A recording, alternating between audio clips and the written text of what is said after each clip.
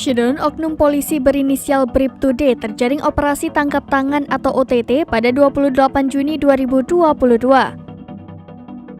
Bribtu D diduga menerima uang suap dari 18 calon siswa Bintara Polri gelombang 2 tahun 2022.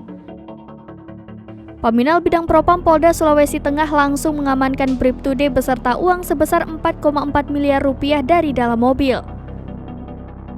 Bribtu D diketahui merupakan anggota polisi di Polda Sulawesi Tengah.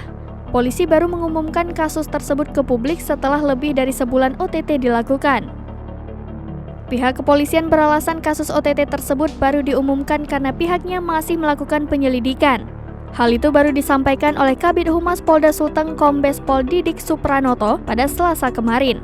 Namun, setelah melakukan penyelidikan, petugas tak menemukan bukti baru. Didik menyebut Bribtu D melakukan aksinya seorang diri dan belum ada keterlibatan dari pihak lain. Menurut Didik, uang 4,4 miliar rupiah tersebut telah dikembalikan ke orang tua calon siswa yang telah menandatangani kwitansi serah terima.